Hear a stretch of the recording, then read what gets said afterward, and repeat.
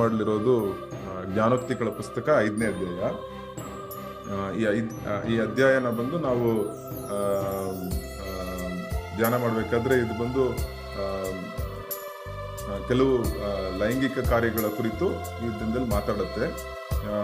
ಯಾಕಂದ್ರೆ ದೇವರ ವಾಕ್ಯ ಬಂದು ಎಲ್ಲದಕ್ಕೂ, ಜೀವನದ ಎಲ್ಲ ಕಾರ್ಯಗಳಿಗೂ ಉತ್ತರ ಕೊಡೋ ಕಾರ್ಯವಾಗಿದೆ. ಅದು ಬಂದು ನಮಗೆ ಹೊರಾಂಗಣದ ಜೀವನವಾಗಿರ್ಬೋದು, ಒಳಾಂಗಣದ ಜೀವನವಾಗಿರ್ಬೋದು, ಎಲ್ಲ ಕಾರ್ಯಗಳ ಕುರಿತು ಬೈಬಲ್ ಒಂದು ವಾಕ್ಯ ಇದೆ, ದೇವರ ಕಣ್ಣುಗಳ ಮುಂದೆ ಮರೆವಾದದ್ದು ಯಾವುದೂ ಇಲ್ವಂತೆ. ಸೊ ಅದರಿಂದ ದೇವ್ರ ವಾಕ್ಯ ಈ ದಿನದಲ್ಲಿ ಈ ಲೈಂಗಿಕ ಕಾರ್ಯಗಳಲ್ಲಿ ವಿಷಯಗಳಲ್ಲಿ ಏನ್ ಹೇಳುತ್ತೆ ಎಂಬುದಾಗಿ ನಾವು ನೋಡೋಣ. ಈ 5ನೇ ಅಧ್ಯಾಯ ಪೂರ್ತಿ ಕೂಡ ಅದೇ ಇದೆ. ಜ್ಞಾನೋಕ್ತಿಗಳ ಪುಸ್ತಕ ಬಂದು ಒಂದು ಬರೆದ ಉದ್ದೇಶ ಏನಂದ್ರೆ, ಇದೊಂದು ಬಾಯ್ಸ್ ಸ್ಕೂಲ್ಗೆ ಬರೆದ್ರಂತೆ. ಬಾಯ್ಸ್ ಸ್ಕೂಲ್ ಅಂದ್ರೆ ಬಾಲಕರ ಒಂದು ಯುವಕಿಯರಿರ್ಲಿಲ್ಲ, ಅಲ್ಲಿ ಯುವಕರಿಗೆ ಮಾತ್ರ ಟ್ರೈನಿಂಗ್ ಸ್ಕೂಲ್ ತರ ಇರ್ತಿತ್ತು. ಆ ಕಾಲದಲ್ಲ ಲೇಡೀಸ್ಗೆ ಟ್ರೈನಿಂಗ್ ಸ್ಕೂಲ್ ಇರ್ತಿರ್ಲಿಲ್ಲ. ಸೊ ಹುಡುಗರಿಗೆ ಇತ್ತು, ಯುವಕರಿಗೆ. ಸೊ ಅದರಿಂದ ನೀವು ನೋಡ್ತೀರಾ, ಅನೇಕ ಸಾರಿ ಬಂದು ಹುಡುಗರ ಪಾಯಿಂಟ್ ಆಫ್ ವ್ಯೂ ಅಂತಾನೆ ಹೇಳ್ತಾರೆ ಎಲ್ಲ ಕಾರ್ಯಗಳನ್ನು. ಈ ರೀತಿಯಾಗಿರ್ಬೇಕು, ಈ ರೀತಿಯಾಗಿರ್ಬೇಕು. ಇವತ್ತು ಬಂದು ಒಂದು ಯೂತ್ ಮೀಟಿಂಗ್ ನಡೆದ್ರೆ ಒಂದು ಪುಸ್ತಕ ಹೆಂಗ್ ಕೈಗೆ ಬಾಯ್ಸ್ ಯೂತ್ ಮೀಟಿಂಗ್ ನಡೆದ್ರೆ ಹೆಂಗೆ ಪುಸ್ತಕ ಕೊಡ್ತೀವಿ, ಅದೇ ತರ ಜ್ಞಾನೋಕ್ತಿಗಳ ಪುಸ್ತಕನ ಯೂತ್ ಬಾಯ್ಸ್ಗೆ ಕೊಟ್ಟಿದ್ದಾರೆ. ಸೊ ಅದರಿಂದ ಹುಡುಗರ ಕಡೆಗೆ ಬರ್ದಿರೋ ತರ ಇರುತ್ತೆ ಪುಸ್ತಕ, ಜ್ಞಾನೋಕ್ತಿಗಳ ಪುಸ್ತಕ. ಅದಂದ್ರೆ ಬರೀ ಹುಡುಗರಿಗೆ ಮಾತ್ರ ಬರ್ದಿಲ್ಲ, ಬಟ್ ನಾವು ಓದ್ಬೇಕಾದ್ರೆ ಇಬ್ರಿಗೂ ನಾವು ಅದು ಗಂಡಸರಿಗೂ ಸ್ತ್ರೀಯರಿಗೂ ನಾವು ಅದನ್ನ ಅದು ಮಾಡ್ಕೋಬೇಕು, ಸರಿನಾ? ಸೊ ಈ ದಿನದಲ್ಲಿ ನಾವು ಮುಖ್ಯವಾದ ಒಂದು ಶೋಧನೆ ಬಗ್ಗೆ ಈ ದಿನದಲ್ಲಿ ನಾವು ನೋಡ್ತೀವಿ. ಅದೇನಂದ್ರೆ ಲೈಂಗಿಕ ಶೋಧನೆ, ಸೆಕ್ಷುವಲ್ ಟೆಂಪ್ಟೇಷನ್ ಎಂಬುದಾಗಿ ಹೇಳ್ತಾರೆ. ಸೊ ಇದು ಬಂದು ಅನೇಕ ಟೈಮಲ್ಲಿ ನಾವು ಬಂದು ಚರ್ಚಲ್ಲಿ ಮಾತಾಡೋಕ್ಕಾಗಲ್ಲ. ಬಟ್ ಅಂದ್ರೆ ನಾವು ಈ ತರ ಬೈಬಲ್ ಸ್ಟಡಿಗಳಲ್ಲಿ ದೇವ್ರ ವಾಕ್ಯವನ್ನು ನಾವು ಕಂಟಿನ್ಯೂಸ್ ಆಗಿ ಓದ್ಬೇಕಾದ್ರೆ ಇದನ್ನ ನೋಡ್ಲೇಬೇಕಾಗತ್ತೆ. ಯಾಕಂದ್ರೆ ನಾವು 5ನೇ ಅಧ್ಯಾಯ ನೋಡಲ್ಲ, ಡೈರೆಕ್ಟ್ ಆಗಿ ನಾವು 6ನೇ ಅಧ್ಯಾಯಕ್ಕೆ ಹೋಗ್ಬಿಡ್ತೀವಿ ಅಂತ ಹೇಳಕ್ಕಾಗಲ್ಲ. ಯಾಕಂದ್ರೆ ದೇವ್ರ ವಾಕ್ಯದಲ್ಲಿ ಒಂದೊಂದು ವಾಕ್ಯನೂ ನಮಗೆ ಅಮೂಲ್ಯವಾದದ್ದು, ಅದು ನಮ್ಮ ಜೀವನಕ್ಕೆ ಉಪಯೋಗವಾಗುತ್ತೆ. ಸೊ ಈ ದಿನದಲ್ಲಿ ಲೈಂಗಿಕ ಶೋಧನೆಗಳ ಬಗ್ಗೆ ನಾವು ನೋಡೋಣ. ಲೈಂಗಿಕ ಶೋಧನೆಗಳು ಹೇಗೆ ಪ್ರಾರಂಭ ಆಗುತ್ತೆ, ಲೈಂಗಿಕ ಶೋಧನೆ ಹೇಗೆ ಅಂತ್ಯಗೊಳ್ಳುತ್ತೆ, ಆಮೇಲೆ ಲೈಂಗಿಕ ಪಾಪದಿಂದ ದೂರವಿರುವುದು ಹೇಗೆ, ಆಮೇಲೆ ನಮ್ಮ ಲೈಂಗಿಕ ಅಗತ್ಯಗಳನ್ನು ಪೂರೈಸುವುದು ದೇವರ ಯೋಜನೆಯನ್ನು, ಕೊನೆಯದಾಗಿ ಲೈಂಗಿಕ ಪಾಪದಲ್ಲಿ ಹೋರಾಡುತ್ತಿರುವವರಿಗೆ ಉತ್ತರ. ಸೊ 5 ಕಾರ್ಯಗಳನ್ನ ನೋಡೋಣ, ಬೇಗ ನೋಡೋಣ. ನೀವಿನ್ನ ಆಮೇಲೆ ಹೋಗಿ ಈ ಕಾರ್ಯಗಳನ್ನ ನೀವು 5ನೇ ಅಧ್ಯಾಯದಲ್ಲಿ ಓದಿ. ಸೊ ಫಸ್ಟ್ ಲೈಂಗಿಕ ಶೋಧನೆಗಳಿಗೆ ಹೇಗೆ ಪ್ರಾರಂಭ ಆಗುತ್ತೆ ಅಂತ ನಾವು ನೋಡ್ಬೇಕಾದ್ರೆ, ಅನೇಕ ಸಾರಿ ಬಂದು ಇದರಲ್ಲಿ ನಾವು ಆದಿಯಲ್ಲಿ ನಾವು ಬೈಬಲ್ ಏನ್ ಹೇಳಿದೆ, ಏದೆನ್ ತೋಟದಲ್ಲಿ ಅಲ್ಲಿ ಬಂದು ಒಂದು ಫಸ್ಟ್ ಪಾಪ ಮಾಡ್ಬೇಕಾದ್ರೆ ಕಣ್ಣಿಗೆ ಅದು ಶ್ರೇಷ್ಠವಾಗಿ, ಕಣ್ಣಿಗೆ ಬಹಳ ಶ್ರೇಷ್ಠವಾಗಿ ಅದು ಜ್ಞಾನವನ್ನು ಕೊಡುವ ಒಂದು ಕಾರ್ಯವಾಗಿತ್ತು. ಅದೇ ರೀತಿಯಲ್ಲಿ ಎಲ್ಲ ಪಾಪಗಳಿಗೂ ಒಂದು ಶೋಧನೆ ಹೇಗಿರುತ್ತೆ ಅಂದ್ರೆ, ಫಸ್ಟ್ ಶೋಧನೆ ಹೇಗೆ ಬರುತ್ತೆ ಅಂದ್ರೆ, ಇದು ನಮ್ಗೆ ಒಳ್ಳೇದು, ಇದು ನಮ್ಮನ್ನು ನಮ್ಗೆ ಫೀಲಿಂಗ್ ಕೊಡುತ್ತೆ ಎಂಬುದಾಗಿ ಒಂದು ಕಾರ್ಯ ನೋಡೋಣ. ಅಲ್ಲಿ 5ನೇ ಅಧ್ಯಾಯದಲ್ಲಿ ಯಾರಾದ್ರು ಓದ್ತೀರಾ ದಯವಿಟ್ಟು? ಫಸ್ಟ್ ಎರಡನೇ ವಚನ 3ನೇ ವಚನ ಓದಿ.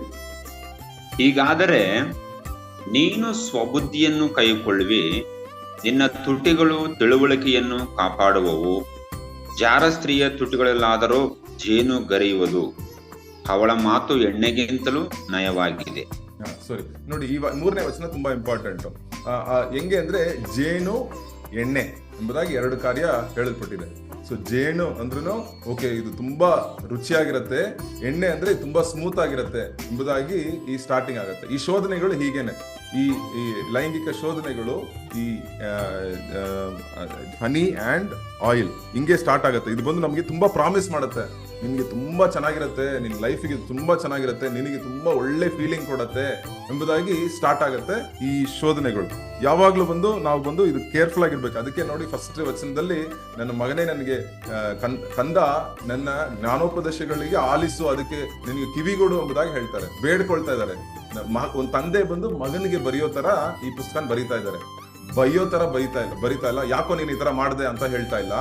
ಮಗನೇ, ನೀನ್ ದಯವಿಟ್ಟು ಇದನ್ನ ಮಾಡ್ಬೇಡ, ನಾನು ಹೇಳೋದನ್ನ ಕೇಳು, ನಾನು ಹೇಳೋದು ಕಾರ್ಯಗಳಿಗೆ, ಜ್ಞಾನವುಳ್ಳ ಕಾರ್ಯಗಳಿಗೆ ನಿನ್ ಕಿವಿಗೊಡು, ನಿನ್ ಕೈಗೊಳ್ಳು ಎಂಬುದಾಗಿ ಆ ಬುದ್ಧಿ ಜ್ಞಾನವನ್ನು ಹಾಗೆ ಹೇಗೆ ಆ ಮಗ ಬಂದು ಮಗನಿಗೆ ಹೇಳ್ಕೊಡ್ತಾನೋ ಆ ರೀತಿಯಾಗಿ ಹೇಳ್ತಾನೆ. ಸೊ ಮೊದಲನೇ ತಂದೆ ಹೇಳೋದು ಏನಂದ್ರೆ, ಆ ತುಟಿಗಳಿಂದ ಜೇನು ಹರಿಯೋ ತರ ಇರುತ್ತೆ ಮಾತುಗಳು, ಆ ಎಣ್ಣೆ ತರ ಇರುತ್ತೆ ಮಾತುಗಳು ಎಂಬುದಾಗಿ ಹೇಳ್ತಾರೆ. ಸೊ ನೋಡಿ, ಫಸ್ಟ್ ಯಾವಾಗ್ಲೂ ಹಂಗೇನೆ, ಫಸ್ಟ್ ಮಾತು ಅಂತ ಒಂದು ವಾಕ್ಯ ಇದೆಯಲ್ಲ ಇಲ್ಲಿ, ಅವಳು ಮಾತು ಎಂಬುದಾಗಿ ಅಂದ್ರೆ ಮಾತಲ್ಲೇ ಸ್ಟಾರ್ಟ್ ಆಗುತ್ತೆ ಸ್ಟಾರ್ಟಿಂಗ್. ಸೊ ಈ ಕಾಲದಲ್ಲಿ ನೀವು ಹೇಳ್ಬೋದು ಬ್ರದರ್ ಮಾತಂದ್ರೆ ಈ ಕಾಲದಲ್ಲಿ ಮಾತಾಡೋದೇ ಬೇಡ. ಈ ಕಾಲದಲ್ಲಿ ಒಂದು ವಾಟ್ಸ್ಆಪ್ ಮೆಸೇಜ್ ಇರ್ಬೋದು, ಇಲ್ಲ ಫೇಸ್ಬುಕ್ ಮೆಸೇಜ್ ಆಗಿರ್ಬೋದು. ಅನೇಕ ಲೈಂಗಿಕ ಪಾಪಗಳು ಎಲ್ಲೋ ಹೆಂಗ್ ಮುಗಿತೆ ಅಂದ್ರೆ ಸ್ಟಾರ್ಟಿಂಗ್ ಹೆಂಗಿತ್ತು ಅಂದ್ರೆ ಸಾಧಾರಣವಾದ ಒಂದು ಮೆಸೇಜ್, ಹಾಯ್ ಬ್ರದರ್ ಹೆಂಗಿದ್ದೀರಾ, ಹಾಯ್ ಸಿಸ್ಟರ್ ಹೆಂಗಿದ್ದೀರಾ, good morning brother, good morning sister ಅಂತ ಮಾತುಗಳಿಂದ ಸ್ಟಾರ್ಟ್ ಆಗುತ್ತೆ. ಸೊ ಈ ಶೋಧನೆಗಳ ಪ್ರಾರಂಭ ಇದೇನೆ.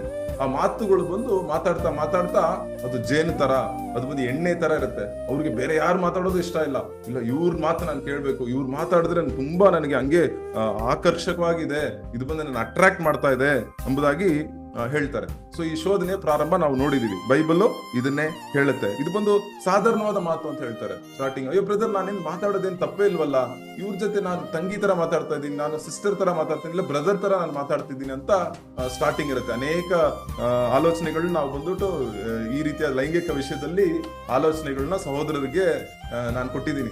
ಸೊ ಅವಾಗ ಸ್ಟಾರ್ಟಿಂಗ್ ಬಂದು ಆ ಹುಡುಗರ ಹತ್ರ ಕೇಳಿದಾಗ, ತಮ್ಮ ಹೆಂಗ್ ಸ್ಟಾರ್ಟ್ ಆಯ್ತು ಇದು ಅಂತ ಕೇಳಿದಾಗ ಮಾತಲ್ಲೇ ಸ್ಟಾರ್ಟ್ ಆಗಿರುತ್ತೆ. ಹೆಂಗ್ ಸ್ಟಾರ್ಟ್ ಆಯ್ತು ಅಂತ ಕೇಳಿದಾಗ ಎರಡನೇದು ತುಂಬಾ ಪ್ರಾಮಿಸ್, ತುಂಬಾ ಅಟ್ರಾಕ್ಟಿವ್ ಆಗಿತ್ತಣ್ಣ, ಅದಕ್ಕೆ ನನ್ಗೆ ಈ ತರ ಸ್ಟಾರ್ಟ್ ಆಯ್ತು ಎಂಬುದಾಗಿ ಹೇಳ್ತಾರೆ. ಸೊ ಅದರಿಂದ ನಾವು ಬಂದು ಇದು ಅನೇಕ ಸಾರಿ ಬಂದು ಅನೇಕ ದೊಡ್ಡ ಕಾರ್ಯಗಳು ಪ್ರಾಮಿಸ್ ಮಾಡುತ್ತೆ. ಫಾರ್ ಎಕ್ಸಾಂಪಲ್ ನೋಡಿ, ದೇವರು ಬಂದು ಈಸನಿಗೆ ಒಂದು ಒಳ್ಳೆ ಹಕ್ಕನ್ನು ಕೊಟ್ಟಿದ್ರು. ಮೊದಲನೇ ಮಗ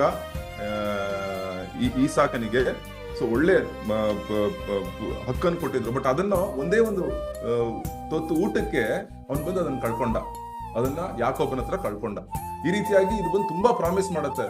ನಮ್ಮ ಹೊಟ್ಟೆ ತೀರ್ಸೋ ತರ ಈಸನಿಗೆ ಹೊಟ್ಟೆ ತೀರ್ಸೋದೇ ತುಂಬಾ ಮುಖ್ಯ ಆಗೋಯ್ತು ಅವನಿಗೆ. ಸೊ ಅದನ್ನ ತೀರ್ಸೋ ತರ ಅದು ಇತ್ತು. ಬಟ್ ಆದ್ರೆ ಲೈಫಲ್ಲಿ ಅವನು ಎಷ್ಟೋ ಬಂದು ಕಾರ್ಯಗಳನ್ನ ಕಳ್ಕೊಂಡ. ಸೊ ಅದರಿಂದ ನಾವು ಕೇರ್ಫುಲ್ ಆಗಿರ್ಬೇಕು ದೇವ್ರ ಮಕ್ಕಳು. ನಾವು ಮಾತಾಡೋ ವಿಷಯದಲ್ಲಿ ಮಾತಾಡೋದಂದ್ರೆ, ನೀವು ಫಾರ್ ಎಕ್ಸಾಂಪಲ್ ನೀವು ಇರ್ಬೋದು, ಗಂಡ ಹೆಂಡತಿ ಇರ್ಬೋದು ಮನೆಯಲ್ಲಿ, ನೀವು ಇನ್ನೊಂದು ಬ್ರದರ್ ಹತ್ರನೋ, ವೈಫ್ ಆದ್ರೆ ಸಿಸ್ಟರ್ ಆದ್ರೆ ಇನ್ನೊಂದು ಬ್ರದರ್ ಹತ್ರ, ಬ್ರದರ್ ಬಂದು ಇನ್ನೊಂದು ಸಿಸ್ಟರ್ ಹತ್ರ ನೀವು ಮಾತಾಡ್ತಿದ್ರೆ ಏನ್ ಅರ್ಥ ಅಂದ್ರೆ, ಮನ್ಸಲ್ಲಿ ಹಿಂಗ್ ಅನ್ಕೊಳ್ಳಿ ಏನಂದ್ರೆ, ನೀವಿಬ್ರು ಮಾತಾಡ್ತಿದ್ರೆ ಗಂಡ ಹೆಂಡತಿ, ಇನ್ನೊಬ್ರ ಹತ್ರ ನೀವು ಫೋನಲ್ಲಿ ಮೆಸೇಜ್ ಮಾಡ್ತಾ ಇದ್ರೆ ಅವರು ನಿಮ್ ಜೊತೆ ಕೂತಿರೋ ತರಾನೇ. ಆ ಕಾಲದಲ್ಲಿ ಬಂದು ಒಬ್ರು ಮನೆಗೆ ಮಾತಾಡ್ಬೇಕಂದ್ರೆ ಒಬ್ರು ಮನೆಗೆ ಹೋಗ್ಬೇಕು, ನಾವು ಹೋಗಿ ಅಲ್ಲಿ ಹೋಗಿ ಮಾತಾಡ್ಬೇಕು. ಈ ಕಾಲದಲ್ಲಿ ಹೋಗೋದು ಬೇಕಾಗಿಲ್ಲ, ನಾವು ಮೆಸೇಜ್ಗಳಲ್ಲಿ ಮಾತಾಡ್ಬೋದು.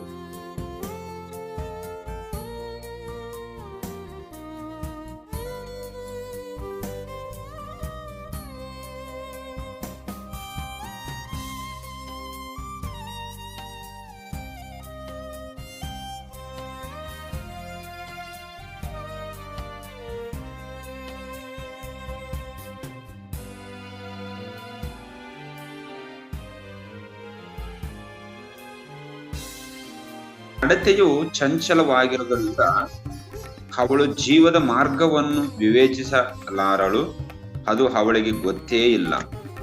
ಸೊ ನೋಡಿ ಇಲ್ಲಿ ಎಷ್ಟು ಒಂದು ಭಯಂಕರ, ಎಲ್ಲೋ ಮುಗಿಯತ್ತಂದ್ರೆ ಸ್ಟಾರ್ಟಿಂಗ್ ಬಂದು ಜೇನು ಎಣ್ಣೆ ಎಂಬುದಾಗಿತ್ತು. ಇಲ್ಲಿ ನೋಡಿ ಕೊನೆಗೆ ಕಹಿಯು, ಇಬ್ಬಾಯಿ, ಕತ್ತಿಯು, ಮರಣವು, ಈ ರೀತಿಯಾದ ವಾಕ್ಯಗಳು ಹೇಳುತ್ತಿತ್ತು. ಸ್ಟಾರ್ಟಿಂಗ್ ಹೆಂಗಿತ್ತು, ಓಪನಿಂಗ್ ಹೆಂಗಿತ್ತು, ಬಟ್ ಕೊನೆ ನೋಡಿ ಹೆಂಗಿದೆ. ಸೊ ಇದೇ ಬಂದು ನಾವು ಕೇರ್ಫುಲ್ ಆಗಿರ್ಬೇಕು. ಸ್ಟಾರ್ಟಿಂಗ್ ತುಂಬಾ ಪ್ರಾಮಿಸ್ ಮಾಡುತ್ತೆ, ಕತ್ತಿ, ಇಬ್ಬಾಯಿ ಕತ್ತಿ ಅದು, ಆಮೇಲೆ ಕಹಿತನ, ನಾಶ, ಮರಣ ಎಂಬುದಾಗಿದೆ. 22ನೇ ವಚನ ಓದೋಣ. ದುಷ್ಟನ ದುಷ್ಕೃತ್ಯಗಳೇ ಅವನನ್ನು ಆಕ್ರಮಿಸುವವು, ಅವನ ಪಾಶಗಳೇ ಅವನನ್ನು ಬಂಧಿಸುವು. ನೋಡಿ ಇಲ್ಲಿ ಹಗ್ಗ ಬಂಧಿಸ ಅಂದ್ರೆ ಪಾಪಗಳು ಅವನನ್ನು ಬಂಧಿಸ್ಬಿಟ್ಟು ಹಗ್ಗದಲ್ಲಿ ಅವನೇ ಕಟ್ಕೊಂಡ. ನಮ್ಗೆ ಯಾರು ಬಂದ ಹಗ್ಗದಲ್ಲಿ ನಾವು ಬೇರೆ ಕಾರ್ಯಗಳನ್ನ ಕಟ್ತೀವಿ, ನಮ್ಮನ್ನೇ ನಾವು ಹಗ್ಗದಲ್ಲಿ ಕಟ್ಕೊಳಕ್ಕೆ ನಮ್ಗೆ ಆಸೆ ಪಡಲ್ಲ. ಇನ್ನೊಂದ್ ಕಡೆ ವಾಕ್ಯದಲ್ಲಿ ಏನಿದೆ, ನಾವು ಬಂದು ಈ ಲೈಂಗಿಕ ಪಾಪ ಬಂದು ಎಲ್ಲೋ ಹೋಗುತ್ತಂತೆ, ನಾವು ಬೆಂಕಿನ ಎತ್ಕೊಂಡು ನಮ್ಮ ಮಡಿಯಲ್ಲಿ ಇಟ್ಕೊಂಡಂಗೆ ಇರುತ್ತಂತೆ. ಸೊ ಈ ರೀತಿಯಾದ ಕಾರ್ಯಗಳು ದೇವ್ರ ವಾಕ್ಯ ಓಪನ್ ಆಗಿ ಹೇಳುತ್ತೆ, ಇದನ್ನ ಮುಚ್ಚಿಡೋದಿಲ್ಲ. ಯಾಕಂದ್ರೆ ದೇವರ ವಾಕ್ಯವು ಇವಾಗ ನಾವು ಕೇಳಿದ ಹಾಡಿನಂತೆ, ಫಸ್ಟ್ ಹಾಡು ಏನ್ ಕೇಳಿದ್ವಿ, ಸತ್ಯವೇದು ನನ್ನ ಕಾಲ್ಗೆ ದೀಪವು, ಅದು ಬಂದು ನನ್ನ ಲೈಫ್ಗೆ ಅದು ಉಪಯೋಗ, ಅದು ಬಂದು ಇರೋದನ್ನ ಹೇಳುತ್ತೆ, ಸತ್ಯ ಹೇಳುತ್ತೆ, ಅದು ಪ್ರೀತಿಯಿಂದ ಹೇಳುತ್ತೆ, ಅದಕ್ಕೊಂದು ದಾರಿನೂ ಇದೆ. ಸೊ ಬರೀ ಇವಾಗ ಬಂದು ನಿಮ್ಮನ್ನ ಪಾಪ ಹಿಂಗೆ ಅಂತ ನಾನು ಹೇಳ್ತಾ ಇಲ್ಲ, ಇದರಿಂದ ಹೇಗೆ ಬರೋದು ಅಂತ ಕೂಡ ದೇವರ ವಾಕ್ಯ ಹೇಳುತ್ತೆ. ಸೊ ಅದರಿಂದ ನೀವು ಗಮನಿಸಿ. ಸೊ 2 ಕಾರ್ಯ ನಾವು ನೋಡಿದ್ವಿ. ಸೊ ಎಲ್ಲೋ ಹೋಗಿ ಸ್ಟಾರ್ಟ್ ಆಗತ್ತೆ, ಹೆಂಗೆ ಅದು ಮುಗಿಯತ್ತೆ ಎಂಬುದಾಗಿ ನಾವು ನೋಡಿದ್ವಿ. 3ನೇ ಕಾರ್ಯ ನಾವು ನೋಡೋಣ. ಹೇಗೆ ದೂರ ಇರೋದು, ಲೈಂಗಿಕ ಪಾಪದಿಂದ ಹೇಗೆ ದೂರ ಇರೋದು? ಬ್ರದರ್, ನಾನು ಒಂದು ವೇಳೆ ಈ ಶೋಧನೆಯಲ್ಲಿ ತುಂಬಾ ನನಗೆ ಬೀಳ್ತಾ ಇದ್ದೀನಿ, ಅವಾಗವಾಗ ಬೀಳ್ತಾ ಇದ್ದೀನಿ, ಇಲ್ಲ ಬ್ರದರ್ ನನಗೆ ಇದು ಬಂದು ನನಗೆ ತುಂಬಾ ಕಾಡ್ತಾ ಇದೆ. ನೋಡಿ, ವಿಶೇಷವಾಗಿ ಈ ಪಾಪದಲ್ಲಿ, ಈ ಪಾಪ ಅಂದ್ರೆ ಈ ಶೋಧನೆಗಳಲ್ಲಿ ಇರುವವರು ತುಂಬಾ ಕಷ್ಟಪಡ್ತಾರೆ. ಆಚೆ ಹೇಳ್ಕೊಳಕ್ ಆಗಲ್ಲ, ಯಾಕಂದ್ರೆ ಅವಮಾನ. ಗಂಡ ಹೆಂಡತಿ ಹತ್ರ ಹೇಳ್ಕೊಳಕ್, ಹೆಂಡತಿ ಗಂಡನ ಹತ್ರ ಹೇಳ್ಕೊಳಕ್ ಆಗಲ್ಲ, ಯುವಕನ ಬಂದು ತಂದೆ ತಾಯಿ ಹತ್ರ ಹೋಗಿ ಹೇಳ್ಕೊಳಕ್ ಆಗಲ್ಲ. ಸೊ ಇದು ಬಂದು ಒಂಥರ ಅವಮಾನನ ತರತ್ತೆ. ಜೊತೆಗಿದು ಒಂಥರ ಬಂದು ದೇವ್ರ ವಾಕ್ಯನೇ ನಾವು ಚರ್ಚಿಂದ ನಮ್ ದೂರ ಇಟ್ಬಿಡುತ್ತೆ. ದೇವ್ರಿಂದಾನೇ ಅಯ್ಯೋ ದೇವ್ರು ನನ್ನ ದಂಡಿಸ್ಬಿಡ್ತಾರೆ ಅಂತ ಒಂದು ಅವಮಾನ ತರತ್ತೆ, ಒಂದ್ ಕಡೆ ಭಯ ತರತ್ತೆ, ಇನ್ನೊಂದ್ ಕಡೆ ಇದು ಬಂದು ನನಗೆ ಸಂತೋಷನ ತರೋ ಕಾರ್ಯ ಒಂದು ವಾಗುದಿದೆ ಪಾಪ ಮಾಡಿದಾಗ. ಸೊ ಅದರಿಂದ ಬಹಳ ಕಷ್ಟ ಇದರಿಂದ. ಸೊ ದೇವ್ರ ವಾಕ್ಯ ಏನ್ ಹೇಳುತ್ತೆ ಅನ್ನೋದಾಗ ನೋಡೋಣ. 5ನೇ ಅಧ್ಯಾಯ 7ನೇ ವಚನ 8ನೇ ವಚನ. ಹೀಗಿರಲು ಮಗನೇ, ನನ್ನ ಕಡೆಗೆ ಕಿವಿಗೊಡು, ನನ್ನ ಮಾತುಗಳಿಂದ ತೊಲಗಬಾರದು. ನಿನ್ನ ಮಾರ್ಗವು ಅವಳಿಗೆ ದೂರವಾಗಿರಲಿ, ಅವಳ ಮನೆ ಬಾಗಿಲ ಹತ್ತಿರ ಓದಿಯೇ. ಸೊ ಅಲ್ಲಿ ನೀನು ದೂರ ಇರೋದಾಗಿ ಹೇಳುತ್ತೆ. ಅದೇ ದೇವ್ರ ವಾಕ್ಯ ಏನ್ ಹೇಳೋದಂದ್ರೆ, ನೀನು ದೂರ ಇರು. ಫಸ್ಟ್ ಇಂಗ್ಲಿಷ್ ಅಲ್ಲಿ ನಾನು ಏನ್ ಬರ್ತಿದ್ರೆ ಫಿಸಿಕಲ್ ಪ್ರೆಸೆನ್ಸ್ ಅಂದ್ರೆ ನಿನ್ ಮನೆ ಬಾಗ್ಲ ಹತ್ರ ಹೋಗ್ಬೋದು. ಆ ಟೈಮಲ್ಲೆಲ್ಲ ಮನೆ ಬಾಗ್ಲ ಹತ್ರನೇ ಹೋಗ್ಲೇಬೇಕು. ಯಾಕಂದ್ರೆ ಆ ಟೈಮಲ್ಲಿ ಫೋನ್ ಇರ್ಲಿಲ್ಲ, ಈ ತರ ಬೇರೆ ಇಂಟರ್ನೆಟ್ ಇರ್ಲಿಲ್ಲ, ಸರಿನಾ? ಸೊ ಮನೆ ಹತ್ರ ಹೋಗ್ಬೇಕು. ಸೊ ಆ ಟೈಮಲ್ಲಿ ಏನ್ ಹೇಳ್ತಾ ಇದೆ, ಮನೆ ಬಾಗ್ಲ ಹತ್ರನೇ ಹೋಗ್ಬೇಡ. ನಾವು ಬಂದು 2ನೇ ತಿಮೋಥೆ ಪುಸ್ತಕ 2:22 ನಾವು ನೋಡಿದ್ವಿ, ಬಾಲ್ಯದ ಇಚ್ಛೆಗಳಿಂದ ನೀನು ದೂರ ಓಡು ಅನ್ನೋದಾಗ ಹೇಳುತ್ತೆ. ಓಡು ಅಷ್ಟೇ. ಬೇರೆ ಪಾಪದಲ್ಲಿ ಕೂಡ ಬಂದು ನೀನು ಬಂದು ಬೇರೆ ಈ ರೀತಿಯಲ್ಲಿ ಹೇಳಲ್ಲ. ಅಂದ್ರೆ ಲೈಂಗಿಕ ಪಾಪಗಳಿಗೆ ವಿಷಯದಲ್ಲಿ ಬೈಬಲ್ ಏನ್ ಹೇಳುತ್ತೆ ಅಂದ್ರೆ ಓಡು ಅಷ್ಟೇ. ಓಡೋದೇ ಒಂದೇ ಒಂದು ಕಾರ್ಯ. ಅದು ಹೆಂಗೆ ಓಡೋದು ಅಂದ್ರೆ, ನಾವು ಬಂದು ಶರೀರ ಪ್ರಕಾರವಾಗಿ ಓಡೋದು ಅಂದ್ರೆ ಆ ರೀತಿಯಾದ ಸ್ಥಳಕ್ಕೆ ನಾವು ಹೋಗ್ಬಾರ್ದು. ಒಂದ್ ಕಡೆಗೆ ನಾವು ನಮ್ಗೆ ಆ ಕಡೆ ಹೋದ ತಿರ್ಗಾ ನಾವು ಆ ಪಾಪದಲ್ಲೇ ಬೀಳ್ತಾ ಇದೀವಿ ಅಂದ್ರೆ ನಾವ್ ಯಾಕೆ ಅಲ್ಲಿ ಹೋಗ್ಬೇಕು? ಕೆಲವು ಸ್ನೇಹಿತರ ಜೊತೆ ಹೋದಾಗ ತಿರ್ಗಾ ಆ ಪಾಪದಲ್ಲಿ ನಮ್ಮನ್ನ ಅವ್ರು ನಡೆಸ್ತಾ ಇದ್ರೆ ನಾವ್ ಯಾಕೆ ಅಲ್ಲಿ ಹೋಗ್ಬೇಕು? ಸೊ ದೇವ್ರ ವಾಕ್ಯ ಹೇಳುತ್ತೆ, ನೀನಲ್ಲಿ ಹೋಗ್ಬೇಡ ಅನ್ನೋದಾಗುತ್ತೆ. ಫಸ್ಟ್ ನಮ್ಮ ಶರೀರ ಪ್ರಕಾರವಾಗಿ ಫಿಸಿಕಲ್ ಪ್ರೆಸೆನ್ಸ್. 2ನೇದು ಎಮೋಷನಲ್ ಪ್ರೆಸೆನ್ಸ್. ಇದು ತುಂಬಾ ಇಂಪಾರ್ಟೆಂಟ್, ವಿಶೇಷವಾಗಿ ಈ ಕಾಲಗಳಲ್ಲಿ. ಆ ಕಾಲದಲ್ಲಿ ಫೋನ್ ಇರಲಿಲ್ಲ, ಇಂಟರ್ನೆಟ್ ಇರಲಿಲ್ಲ. ಈ ಕಾಲದಲ್ಲಿ ಎಮೋಷನಲ್ ಸ್ಯಾಟಿಸ್ಫ್ಯಾಕ್ಷನ್ ಅಂತ ಹೇಳ್ತಾರೆ. ಭಾವನಾ ಪೂರ್ವಕವಾದ ತೃಪ್ತಿ.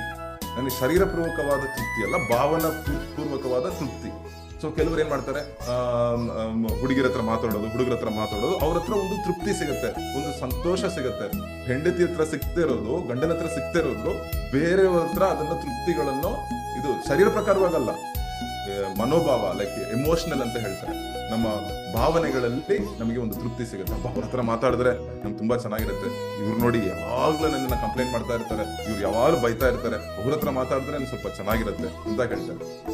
ತಿರ್ಗಾ ನೋಡಿ, ಅದು ಶೋಧನೆ. ಯಾಕಂದ್ರೆ ನಮ್ಗೆ ಗೊತ್ತು ಆ ಮಾತುಗಳು ಹೆಂಗಿರುತ್ತೆ. ಸ್ಟಾರ್ಟಿಂಗು ಜೇನ್ ತರ ಇರುತ್ತೆ, ಸ್ಟಾರ್ಟಿಂಗ್ ಮಾತುಗಳು ಎಣ್ಣೆ ತರ ಇರುತ್ತೆ, ಬಟ್ ಕೊನೆ ಹೆಂಗಿರುತ್ತೆ, ಈ ಇಬ್ಬಾಯಿ ಕತ್ತಿ ತರ ಇರುತ್ತೆ. ಕೊನೆ ಬಂದು ಕಹಿತನ ಇರುತ್ತೆ. ಎಷ್ಟೋ ನೋಡ್ಬಿಟ್ಟಿದೀನಿ. ಇದು ಬಂದು ನಾನು ಉದಾಹರಣೆಗಳು ಕೊಡಕ್ ಆಗಲ್ಲ, ಯಾಕಂದ್ರೆ ಎಷ್ಟೋ ಲೈಫ್ಗಳು ನೋಡಿದೀವಿ. ದೇವ್ರು ಬಂದು ನಮ್ ಕಣ್ಣು ಮುಂದೆ ಎಷ್ಟೋ ಎಕ್ಸಾಂಪಲ್ಸ್ ಇಟ್ಟಿದ್ದಾರೆ. ಪೇಪರ್ ಓದ್ಬೇಕಾದ್ರೆ ಗೊತ್ತಾಗುತ್ತೆ, ಕ್ರಿಶ್ಚಿಯನ್ ಸಭೆಗಳಲ್ಲಿ ನಮ್ಗೆ ಗೊತ್ತಾಗುತ್ತೆ, ಅನೇಕ ಪಾಸ್ಟರ್ಗಳ ವಿಷಯದಲ್ಲಿ ನಮ್ಗೆ ಗೊತ್ತಾಗುತ್ತೆ. ದೇವ್ರು ನಮ್ಗೆ ಈ ವಿಷಯದಲ್ಲಿ ಅಧಿಕ ಜ್ಞಾನ ಕೊಟ್ಟಿದ್ದಾರೆ. ಯಾಕಂದ್ರೆ ಜ್ಞಾನ ಕೊಟ್ಟಿದ್ದಾರೆ ಅಂತ ಹೇಗೆ, ಜ್ಞಾನನ ಸೂಚನೆಗಳನ್ನು ದೇವ್ರು ನಮ್ ಕಣ್ಣು ಮುಂದೆ ತರ್ತಾ ಇದ್ದಾರೆ. ನೋಡಪ್ಪ, ಇವನ್ ಜೀವನ ಹಿಂಗಾಯ್ತು, ಇವನ್ ಜೀವನ ಹಿಂಗಾಯ್ತು ಅಂತ ದೇವ್ರು ಹೇಳ್ತಾ ಇದ್ದಾರೆ. ಸೊ ಅದರಿಂದನೇ ದೇವ್ರ ವಾಕ್ಯ ಹೇಳುತ್ತೆ, ದೂರ ಇರು, ಫಿಸಿಕಲ್ ಆಗಿ ದೂರ ಇರು, ಎಮೋಷನಲ್ ಆಗಿ ದೂರ ಇರು. ಒಂದ್ ವೇಳೆ ಆ ಪರ್ಸನ್ ಇರ್ಬೋದು, ನೀವು ಫೋನಲ್ಲಿ ದೇವ್ರು ನಿಮ್ಗೆ ಇದು ಕೊಟ್ರೆ ನೀವೇನ್ ಮಾಡ್ಬೇಕು, ಆ ಫೋನ್ ಬ್ಲಾಕ್ ಮಾಡ್ಬೇಕು ಆ ನಂಬರ್ನ. ಇಲ್ಲಾಂದ್ರೆ ಅವರಿಂದ ದೂರ ಇರಬೇಕು. ಇಲ್ಲಾಂದ್ರೆ ಅವ್ರಿಗೆ ನೀವು ಹೇಳ್ಬಿಡ್ಬೇಕು. ಮಾತಾಡೋದು ಡೇಂಜರೇ.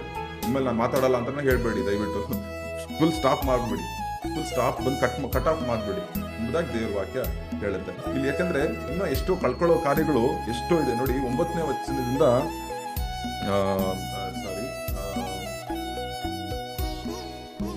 ನೋಡಿ, 9ನೇ ವಚನದಿಂದ ಓದಿದ್ರೆ 9ರಿಂದ 14ನೇ ವಚನದಲ್ಲಿ ಏನೆಲ್ಲ ಕಳ್ಕೊಳ್ತೀವಿ ಇದರಿಂದ ಅಂತ ನೋಡಿ. ನಿನ್ನ ಪುರುಷತ್ವವು ಪರಾಧೀನವಾದಿತ್ತು, ನಿನ್ನ ಆಯುಷ್ಯವು ಕ್ರೂರರ ವಶವಾದಿತ್ತು, ನಿನ್ನ ಸಂಪತ್ತನ್ನು ಪರರು ತುಂಬಿಕೊಳ್ಳುವರು, ನೀನು ಹನ್ನೆನ ಮನೆಯಲ್ಲಿ ದುಡಿಯುವಿ. ಕಡೆಗೆ ನಿನ್ನ ದೇಹವೆಲ್ಲ ಕ್ಷೀಣವಾಗಿ ನೀನು ಅಂಗಲಾಚಿಕೊಂಡು, ಅಯ್ಯೋ, ನಾನು ದೇಶವನ್ನು ಎಷ್ಟು ದ್ವೇಷಿಸಿದೆ, ನನ್ನ ಹೃದಯವು ಬುದ್ಧಿವಾದವನ್ನು ಎಷ್ಟು ತಾತ್ಸಾರ ಮಾಡಿತು, ನನ್ನ ಬೋಧಕರ ಮಾತನ್ನು ಕೇಳಲು ಹೋದೆನಲ್ಲ, ನನ್ನ ಉಪದೇಶಕರ ಕಡೆಗೆ ಕಿವಿಗೊಡಲಿಲ್ಲವಲ್ಲ, ನಾನು ಮಹಾ ಜನ ಸಭೆಯ ನಡುವೆ ಎಲ್ಲಾ ಕೇಡಿಗೆ ಸಿಕ್ಕಿಕೊಳ್ಳುವ ಹಾಗೆ ಆದೆನು ಎಂದು ಅಂದುಕೊಳ್ಳುವಿ. ನೋಡಿ, ಕೊನೆಗೆ ದೇವ್ರ ವಾಕ್ಯ ಎಷ್ಟು ನಮ್ಗೆ ಬುದ್ಧಿ ಹೇಳುತ್ತೆ ನೋಡಿ. ಒಂದು ತಂದೆ ಬಂದು ಮಗನಿಗೆ ಕೂರಿಸ್ಬಿಟ್ಟು ಹೇಳೋ ತರ, ಅಯ್ಯೋ ನನ್ ಬಂದ್ ಲೈಫ್ ಎಲ್ಲ ಹೋಯ್ತು, ನನ್ ಗಣ ಹೋಯ್ತು, ನನ್ ಮಾನ ಮರ್ಯಾದೆ ಹೋಯ್ತು, ನನ್ನ ಒಳ್ಳೆ ವರ್ಷಗಳು, ನಾನು ಇಷ್ಟೋ ವರ್ಷಗಳನ್ನ ಕಳ್ಕೊಂಡೆ, ನಾನು ಈ ವರ್ಷಗಳನ್ನ ನನ್ನ ಲೈಫಲ್ಲಿ ಹೋಯ್ತು, ಅದು ಬರಲ್ಲ, ನನ್ನ ಆಸ್ತಿ ಹೋಯ್ತು, ನನ್ನ ಶರೀರ ಬಂದು ಕನ್ಸ್ಯೂಮ್ ಆಯ್ತು ಅಂತ ವಚನ 11ರಲ್ಲಿದೆ. ಅಯ್ಯೋ ನನ್ಗೆ ರಿಗ್ರೆಟ್ ಅಂತಾರೆ. ರಿಗ್ರೆಟ್ ಅಂದ್ರೆ ಈ ತರ ಮಾಡ್ಬಿಟ್ನಲ್ಲ, ಈ ತರ ಆಗೋಯ್ತಲ್ಲ ಅಂತ ಬಂದು ಅನೇಕರು ಕೂತ್ಕೊಂಡು ಇವತ್ತು ಚಿಂತೆಯಲ್ಲಿ ಕೊಡ್ಕೊಳ್ತಾರೆ. ಸೊ ಈ ರೀತಿಯಾಗಿ 9ನೇ ವಚನದಿಂದ 14ನೇ ವಚನದಲ್ಲಿ ಇದೆ. ಸರಿ, ನೆಕ್ಸ್ಟ್ ಪಾಯಿಂಟ್ ನಾವು ನೋಡೋಣ. ನಾನು 2 ಪಾಯಿಂಟ್ ಆಮೇಲೆ ಮುಗಿಸ್ಬಿಡ್ತೀನಿ. ನಮ್ಮ ಲೈಂಗಿಕ ಅಗತ್ಯಗಳಿಗೆ ಪೂರೈಸಲು ದೇವರ ಯೋಜನೆಯನ್ನು. ಸೊ ದೇವರು ಯಾವಾಗಲೂ ಬಂದು ನಮ್ಗೆ ಏನಾದ್ರೂ ಒಂದು ಕಾರ್ಯ ಹೇಳಿದ್ರೆ ಅದಕ್ಕೆ ದಾರಿಯನ್ನು ಇಟ್ಟಿಲ್ಲ ಅಂತ ಅನ್ಕೊಂಬೇಡಿ. ಅನೇಕರು ಬಂದು ಅನ್ಕೋತಾರೆ, ಯುವಕರು ಅನ್ಕೋತಾರೆ, ಅಣ್ಣ ನನಗೆ ಈ ಶೋಧನೆ ಜಾಸ್ತಿ ಇದೆ, ಈ ವಿಷಯದಲ್ಲಿ ನಂಗೆ ತುಂಬಾ ಇದೆ, ಇಂಟರ್ನೆಟ್ಗಳಲ್ಲಿ ಇದ್ರಲ್ಲಿ ನನಗೆ ಬಹಳ ಶೋಧನೆ ಇದೆ ಅಣ್ಣ ಅಂತ ಹೇಳ್ತಾರೆ. ಬಟ್ ದೇವ್ರು ಕೊಟ್ಟಿದ್ದಾರೆ ಇದನ್ನು. ಇದು ಬಂದು ನಮಗೆ ಕೊಟ್ಟಿರುವ ಒಂದು ಗಿಫ್ಟ್. ಲೈಂಗಿಕ ಕಾರ್ಯಗಳು ದೇವ್ರು ನಮ್ಗೆ ಕೊಟ್ಟಿರುವ ಗಿಫ್ಟ್. ಅದು ಆ ಅಗತ್ಯಗಳು ಅಂತ ಇದೆ. ನಾವು ಊಟ, ನಾವು ಗಾಳಿ ನಮ್ಗೆ ಎಷ್ಟು ಬೇಕು, ಊಟ ಹೇಗೆ ಬೇಕು, ನಮ್ಗೆ ನೀರು ಹೇಗೆ ಬೇಕು, ಅದೇ ರೀತಿಯಲ್ಲಿ ಈ ಕಾರ್ಯಗಳು ನಮ್ಗೆ ಬೇಕಾಗಿದೆ. ಬಟ್ ಇದನ್ನ ಬಂದು ನಾವು ಬಂದ್ಬಿಟ್ಟು ತಿರಸ್ಕರಿಸೋದು, ಇದು ಕೆಟ್ಟದು, ಇದು ಚೀ ಅಂತ ಹೇಳ್ಬಾರ್ದು. ದೇವ್ರು ಕೊಟ್ಟಿರೋದನ್ನ ಚೀ ಅಂತ ಹೇಳ್ಬಾರ್ದು. ಬಟ್ ಇದಕ್ಕೆ ಒಂದು ಅಗತ್ಯ ಉಂಟು. ಈ ಅಗತ್ಯವನ್ನು ಪೂರೈಸಲು ದೇವರು ಹೇಗೆ ಯೋಜನೆ ಕೊಟ್ಟಿದ್ದಾರೆ. ಟಿವಿ ಏನೇನೋ ಹೇಳ್ಬೋದು, ಇಂಟರ್ನೆಟ್ ಏನೇನೋ ಹೇಳ್ಬೋದು, ಬೇರೆ ಬೇರೆ ಓದಿರೋರು ಏನೇನೋ ಹೇಳ್ಬೋದು, ನಿಮ್ ಫ್ರೆಂಡ್ಸ್ ಬೇರೆ ಬೇರೆ ಏನೋ ಹೇಳ್ಬೋದು. ಬಟ್ ದೇವ್ರು ಏನ್ ಕೊಟ್ಟಿದ್ದಾರೆ ಎಂಬುದಾಗಿ ಈ ಜ್ಞಾನೋಕ್ತಿಗಳ ಪುಸ್ತಕದಲ್ಲಿ ನಾವು ನೋಡೋಣ. ಯಾಕಂದ್ರೆ ದೇವರು ಬಂದು ಇದನ್ನ ಬ್ಯಾಡ್ ಅಂತ ಹೇಳಲ್ಲ. ಇದು ಒಳ್ಳೇದೇ, ಬಟ್ ಯಾವ ಸನ್ನಿವೇಶದಲ್ಲಿ ಒಳ್ಳೇದು ಎಂಬುದಾಗಿ ನಾವು ಇದನ್ನು ನೋಡೋಣ. ಹೇಗೆ ದೇವರು ಇದನ್ನು ಪೂರೈಸಲು ನಿಮಗೆ ಆಸಕ್ತಿ ಕೊಟ್ಟಿದ್ದಾರೆ, ಹೇಗೆ ಒಂದು ಕುಟುಂಬದಲ್ಲಿ ಇರಬೇಕು, ಗಂಡ ಹೆಂಡತಿ ಹೇಗೆ ಇರಬೇಕು ಎಂಬುದಾಗಿ ಈ ವಾಚನಗಳನ್ನು ಓದೋಣ. ಇದು ಬಂದು ಒಂಥರ ನಮ್ಗೆ ಓದಕ್ಕೆ ಒಂಥರ ಇರುತ್ತೆ, ಬಟ್ ಇದೆಲ್ಲ ಸತ್ಯಗಳು ದೇವರ ವಾಕ್ಯದಲ್ಲಿ ಇರೋದನ್ನ ಓದ್ಬೇಕು. 15ನೇ ವಚನದಲ್ಲಿ, ಸ್ವಂತ ಕೊಳದ ನೀರನ್ನು, ಸ್ವಂತ ಬಾವಿಯಲ್ಲಿ ಉಕ್ಕುವ ಜಲವನ್ನು ಮಾತ್ರ ಕುಡಿ. ನಿನ್ನ ಒರತೆಗಳು ಬಯಲಿನಲ್ಲಿಯೂ ನಿನ್ನ ಕಾಲುವೆಗಳ ಚೌಕದಲ್ಲಿಯೂ ಹರಡಿ ಹರಿಯುವುದು ವಿಹಿತವೇ. 17 to 19. ಅವು ನಿನಗೊಬ್ಬನಿಗೋಸ್ಕರವೇ ಹರಿಯಲಿ, ಪರರು ನಿನ್ನೊಂದಿಗೆ ಸೇರಿ ಕುಡಿಯಬಾರದು. ನಿನ್ನ ಬುಗ್ಗೆಯು ದೇವರ ಆಶೀರ್ವಾದವನ್ನು ಹೊಂದಲಿ, ನಿನ್ನ ಯೌವನ ಕಾಲದ ಪತ್ನಿಯಲ್ಲಿ ಆನಂದಿಸು. 19. ಆಕೆ ಮನೋಹರವಾದ ಜಿಂಕೆಯಂತೆಯೂ ಹಂದವಾದ ದುಪ್ಪಿಯ ಹಾಗೂ ಇರುವಳಲ್ಲ. ಆಕೆಯ ಸ್ತನಗಳು ನಿನ್ನನ್ನು ಸರ್ವದಾ ತೃಪ್ತಿಪಡಿಸಲಿ. ಆಕೆಯ ಪ್ರೀತಿಯಲ್ಲೇ ನಿರಂತರ ಲೀನವಾಗಿರು. ನೋಡಿ, ಲೀನವಾಗಿರು, ಅವಳಲ್ಲಿ ತೃಪ್ತಿಯಾಗಿರು ಎಂಬುದಾಗಿ ದೇವರು ವಾಕ್ಯ ಹೇಳುತ್ತೆ. ಅಂದ್ರೆ ಏನಂದ್ರೆ ಅರ್ಥ, ಇದಕ್ಕೆ ಉತ್ತರ ಏನು?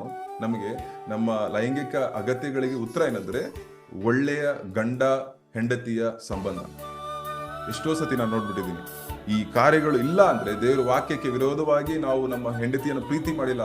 ಪುರುಷರೇ ನಿಮ್ಮ ಹೆಂಡತಿಯನ್ನು ಪ್ರೀತಿ ಮಾಡಿ, ಸ್ತ್ರೀಯರೇ ನಿಮ್ಮ ಗಂಡನಿಗೆ ಬಂದು ವಿಧೇಯರಾಗಿರಿ ಎಂಬುದಾಗಿ ಹೇಳೋ ವಾಕ್ಯವನ್ನು ಯಾವಾಗ ನಾವು ಮೀರ್ತೀವೋ ಈ 5ನೇ ಅಧ್ಯಾಯದಲ್ಲಿ ನಡೆಯೋ ಕಾರ್ಯಗಳು ನಡೆಯುತ್ತೆ. ಸೊ ದೇವ್ರ ವಾಕ್ಯ ನೋಡಿ ಎಷ್ಟು ಇಂಪಾರ್ಟೆನ್ಸ್ ಕೊಡುತ್ತೆ ಒಂದು ಗಂಡ ಹೆಂಡತಿರ ಜೀವನಕ್ಕೆ. ಆ ಪ್ರೀತಿಯಲ್ಲಿ ನಿರಂತರ ಲೀನವಾಗಿರು, ಅಂದ್ರೆ ನಿರಂತರ, ಫಾರ್ ಎವರ್. ಒಂದಿನ ಅಲ್ಲ, 2 ವರ್ಷ ಅಲ್ಲ, ಮ್ಯಾರೇಜ್ ಲೈಫ್ ಪೂರ್ತಿಯಾಗಿ 50 ವರ್ಷ ಮ್ಯಾರೇಜ್ ಆಗಿರ್ಬೋದು, ನೀನು ಅವಳ ಪ್ರೀತಿಯಲ್ಲೇ ನೀನು ನಿರಂತರವಾಗಿ ಲೀನವಾಗಿರೋ ಎಂಬುದಾಗಿ ಹೇಳುತ್ತೆ. ಆನಂದಿಸು ಅಂತ ಹೇಳುತ್ತೆ. ಅಂದ್ರೆ ಅದು ಸಂತೋಷನ ಉಂಟು ಮಾಡ್ಬೇಕು. ಆ ಕಾರ್ಯಗಳು ಸಂತೋಷನ ಉಂಟು ಮಾಡ್ಬೇಕು. ಅಂದ್ರೆ ಏನಂದ್ರೆ ನಾನು ನನ್ನ ವೈಫ್ ಜೊತೆ ಮಾತಾಡಿದ್ರೆ ಅದು ಸಂತೋಷಕರವಾಗಿರ್ಬೇಕು, ಅದು ಆನಂದಕರವಾಗಿರ್ಬೇಕು, ಅದು ಬಂದು ಪ್ರೀತಿಕರವಾಗಿರ್ಬೇಕು. ಅದು ಬಂದು ಈ ದಿನದಲ್ಲಿ ಬಂದು ಗಂಡ ಹೆಂಡತಿ ಮಾತಾಡ್ಬೇಕಾದ್ರೆ ಮಾತ್ರ ತುಂಬಾ ಕಹಿತನ, ಜಗಳ ಹಂಗಿರುತ್ತೆ. ಬೇರೆಯವ್ರು ಮಾತಾಡ್ಬೇಕಾದ್ರೆ ತುಂಬಾ ಪ್ರೀತಿಯಿಂದ, ತುಂಬಾ ಗಂಭೀರದಿಂದ ಮಾತಾಡ್ತಾರೆ. ಸೊ ಅದರಿಂದ ದೇವರು ಹೇಳ್ತಾ ಇದ್ದಾರೆ ಏನಂದ್ರೆ, ನೀವು ಈ ಕಾರ್ಯಗಳಲ್ಲಿ ಅಗತ್ಯಗಳು ಉಂಟು, ಬಟ್ ಈ ಕಾರ್ಯಗಳು ನಿಮ್ಮ ಹೆಂಡತಿಯಿಂದಲೇ ನಿಮ್ಗೆ ಪೂರೈಸಲಾಗೋದು, ನಿಮ್ಮ ಗಂಡನಿಂದಲೇ ಇದನ್ನ ಪೂರೈಸಲಾಗೋದು. ಬೇರೆ ಕಡೆ ಹೋಗ್ಬೇಡಿ, ಬೀದಿಗೆ ನೀವು ವೇಸ್ಟ್ ಮಾಡಬೇಡಿ, ನಿಮ್ಮ ಲೈಫಿನ ಕಾರ್ಯಗಳನ್ನ ವೇಸ್ಟ್ ಮಾಡಬೇಡಿ ಅಂತ ದೇವ್ರ ವಾಕ್ಯ ಹೇಳುತ್ತೆ. ಸೊ ಅದರಿಂದ ಎಷ್ಟು ಇಂಪಾರ್ಟೆಂಟ್ ನೋಡಿ. ಒಂದ್ ವೇಳೆ ನಿಮ್ಮ ಗಂಡ ಹೆಂಡತಿ ಸಂಬಂಧ ಬಂದು ನಿಮ್ ಲೈಫಲ್ಲಿ ತುಂಬಾ ಇದಾಗಿದ್ದರೆ ದಯವಿಟ್ಟು ಆಲೋಚನೆ ತಗೊಳ್ಳಿ. ಹೋಗಿ ನಿಮ್ ಪಾಸ್ಟರ್ ಯಾರು ಇರ್ತಾರೆ, ನಿಮ್ ಪಾಸ್ಟರ್ ವೈಫ್ ಹತ್ರ ಕೂತ್ಕೊಂಡು ಹೇಳಿ, ಓಪನ್ ಆಗಿ ಹೇಳಿ, ಬ್ರದರ್ ನಮ್ ವೈಫ್ ಜಗಳ ಆಗ್ತಾ ಇದೆ, ನಮ್ಮ ಮನೆಯಲ್ಲಿ ತುಂಬಾ ಮಾತುಕತೆ ಇಲ್ಲ, ಯಾವಾಗ್ಲೂ ಕಹಿತನ, ಯಾವಾಗ್ಲೂ ಇದು ಅಂದ್ರೆ ದಯವಿಟ್ಟು ಅದನ್ನ ಫಸ್ಟ್ ರಿಪೇರ್ ಮಾಡಿ. ಒಂದು ಗಾಡಿಯಲ್ಲಿ ಸ್ಕೂಟರ್ ಓಡ್ತಾ ಇಲ್ಲ ಅಂದ್ರೆ ನೆಕ್ಸ್ಟ್ ದಿನ ಬೆಳಗ್ಗೆನೆ ನಾವು ತಗೊಂಡೋಗಿ ರಿಪೇರಿ ಅಂಗಡಿಗೆ ತಗೊಂಡೋಗ್ತೀವಿ. ಗಾಡಿ ಓಡಿಲ್ಲ ನೆಕ್ಸ್ಟ್ ದಿನಾನೇ ತಗೊಂಡೋಗ್ತೀವಿ, ಯಾಕಂದ್ರೆ ಗಾಡಿ ಎಲ್ಲೂ ಓಡಾಡಕ್ ಆಗಲ್ಲ. ಅದೇ ರೀತಿಯಲ್ಲಿ ನಮ್ಮ ಲೈಫಲ್ಲಿ ಗಂಡ ಹೆಂಡತಿ ಒಳಗೆ ಒಳ್ಳೆ ಸಂಬಂಧ ಇಲ್ಲ ಅಂದ್ರೆ ಅನೇಕ ಬೇರೆ ಲೈಂಗಿಕ ಪ್ರಾಬ್ಲಮ್ಗಳನ್ನ ತರೋದಕ್ಕೆ ಉಂಟು. ಸೊ ಅದರಿಂದ ನೀವು ದಯವಿಟ್ಟು ಪಾಸ್ಟರ್ಗಳು ಯಾರೋ ಯುವಕರಾಗಿದ್ರೆ ನಿಮ್ ಯೂತ್ ಲೀಡರ್, ಯೂತ್ ಪಾಸ್ಟರ್ ಹತ್ರ ನೀವು ಹೋಗಿ ಮಾತಾಡಿ, ಅವ್ರ ಹತ್ರ ಮನಕಾಲಾಗಿ ಪ್ರಾರ್ಥನೆ ಮಾಡಿ, ದೇವ್ರಿಗೆ ಬಿಡುಗಡೆ ಕೊಡೋದಕ್ಕೆ ನಿಮಗೆ ಶಕ್ತಿ ಕೊಡ್ತಾರೆ. ದೇವ್ರ ಬಿಡುಗಡೆ ಕೊಡೋದಕ್ಕೆ ಆಲೋಚನೆಗಳನ್ನು ದೇವ್ರ ವಾಕ್ಯದ ಮೂಲಕ ನಮ್ಗೆ ಕೊಡ್ತಾರೆ. ಸೊ ಕೊನೆಯದಾಗಿ ಒಂದು ಕಾರ್ಯನ ಹೇಳ್ಬಿಟ್ಟು ಮುಗಿಸ್ಬಿಡ್ತೀನಿ. ಲೈಂಗಿಕ ಪಾಪದಲ್ಲಿ ಹೋರಾಡುತ್ತಿರುವವರಿಗೆ ಉತ್ತರ. ಸೊ ಅನೇಕರು ಬಂದು ಪಾಪಗಳಲ್ಲಿ ಆಲ್ರೆಡಿ ಸಿಕ್ಕಿರ್ಬೋದು, ಕೆಲವರು, ಅನೇಕರು ಅಂತ ಹೇಳ್ತೀನಿ, ಸಾರಿ, ಕೆಲವರು ಇದ್ರ ಪಾಪದಲ್ಲಿ ಸಿಕ್ಕಿರ್ಬೋದು, ಇದರಿಂದ ಆಚೆ ಬರಕ್ಕೆ ಆಗ್ತಾ ಇಲ್ಲದೆ ಇರ್ಬೋದು. ಸೊ ಇಲ್ಲಿ ಒಂದು ವಾಕ್ಯನ ಓದ್ತೀವಿ, 21ನೇ ವಾಕ್ಯ ಓದಿದ್ದು ದಯವಿಟ್ಟು. ಮನುಷ್ಯನ ಮಾರ್ಗಗಳು ಯೆಹೋವನಿಗೆ ಕಾಣಿಸುತ್ತಲೇ ಇವೆ, ಆತನು ಮನುಷ್ಯನ ನಡತೆಯನ್ನೆಲ್ಲ ಪರೀಕ್ಷಿಸುವವನಾಗಿದ್ದಾನೆ. ದುಷ್ಟನ ಸಾಕು. ಸೊ ಇಲ್ಲಿ ನೋಡಿ, ಮನುಷ್ಯನ ಮಾರ್ಗಗಳು ಯೆಹೋವನ ಕಾಣುತ್ತಾ ಇದೆ, ಎಲ್ಲ ಕಾಣಿಸ್ತಾ ಇದೆ ದೇವರಿಗೆ. ನೀವ್ ಅನ್ಕೋಬಹುದು, ನಾನು ಫೋನಲ್ಲಿ ಮಾತಾಡ್ತಿದ್ದೀನಿ, ಯಾರಿಗೂ ಕಾಣಿಸ್ತಾ ಇಲ್ಲ, ರೂಮಲ್ಲಿ ತಾನೇ ಮಾತಾಡ್ತಿದ್ದೀನಿ ಅಂತ ಅನ್ಕೋಬಹುದು. ಇಲ್ಲ, ದೇವ್ರು ಬಂದು ಎಲ್ಲ ನೋಡ್ತಾ ಇದ್ದಾರೆ. ಬ್ರದರ್ ಇದಕ್ಕೆ ಹೆಂಗ್ ಬರೋದು ಉತ್ತರ ಸಿಕ್ತು ಅಂತ ನೀವು ಕೇಳ್ಬೋದು. ಇದು ಹೆಂಗ್ ಬ್ರದರ್ ನಾನು ಹೋರಾಡೋದಕ್ಕೆ ಉತ್ತರ? ಇದು ಹಳೆ ಒಡಂಬಡಿಕೆ. ಹಳೆ ಒಡಂಬಡಿಕೆಯಲ್ಲಿ ಹೆಂಗೆ ಅಂದ್ರೆ, ಅದು ಬಂದು ನೀನು ಇದೇನಾಗಿಲ್ಲ ಅಂದ್ರೆ ನಿನಗೆ ಮರಣ. ಒಂದ್ ಕಡೆ ಇದೆ, ಒಂದು ಧರ್ಮೋಪದೇಶಕಾಂಡ ಒಂದು ವಚನ ಇದೆ, ನಿನ್ ಮಗ ಬಂದು ಮಾತು ಕೇಳಿಲ್ಲ ಅವ್ನು ಸಾಯಿಸ್ಬಿಡ ಅಂತ ಇದೆ. ಯಾರಾದ್ರೂ ಹತ್ರ ಮಾಡ್ತಿದ್ರ? ಮಾಡಲ್ಲ. ಆ ಕಾಲದಲ್ಲಿ ದೇವ್ರ ಹತ್ರ ಹೇಳಿದ್ರು. ಏನಕ್ಕೆ ಅಂದ್ರೆ, ಕೆಲವು ಕಾರ್ಯಗಳನ್ನು ಇಸ್ರೇಲ್ ಜನರಿಗೆ ಹೇಳಿದ್ರು. ಈ ರೀತಿಯಾದ ಕಾರ್ಯಗಳು ಕೂಡ ಇಲ್ಲಿ ಹೋರಾಡುತ್ತಿರುವವರಿಗೆ ಏನ್ ಉತ್ತರ ಈ ದಿನದಲ್ಲಿ? ಯೇಸು ಕ್ರಿಸ್ತನ ಶಿಲುಬೆಯ ನಂತರ ನಮ್ಗೆ ಏನ್ ಉತ್ತರ? ಅದೇ ವಚನ ನೋಡಿ, ಇಬ್ರಾಯರ ಪುಸ್ತಕ 4ನೇ ಅಧ್ಯಾಯ 13ನೇ ವಚನದಲ್ಲಿ ಏನಿದೆ ನೋಡೋಣ. ಅದೇ ವಚನ ಓದಿ ಯಾರು?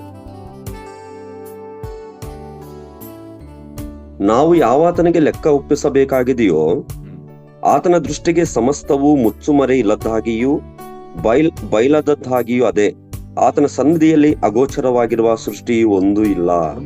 ಸೊ ಅದೇ ವಚನ ನೋಡಿ, ಅದೇ ವಚನ ತಿರ್ಗಾ ಇಲ್ಲಿ ಕಾಣಲ್ಪಡ್ತದೆ. ಇಲ್ಲಿ ಎಬ್ರೇಯರಲ್ಲಿ ದೇವ್ರು ನಮ್ಗೆ ಏನ್ ಕೊಡ್ತಾ ಇದ್ದಾರೆ ಉತ್ತರ? ಅದೇ ವಚನ. ದೇವ್ರ ಕಣ್ಣಿಗೆ ಏನು ಕಾಣಿಸದೇ ಇರೋದಿಲ್ಲ. ಸೊ ಅದನ್ನ ನೀನ್ ಫಸ್ಟ್ ಹಳೆ ಒಡಂಬಡಿಕೆಯಲ್ಲಿ ಭಯ ಪಡ್ಬೇಕು.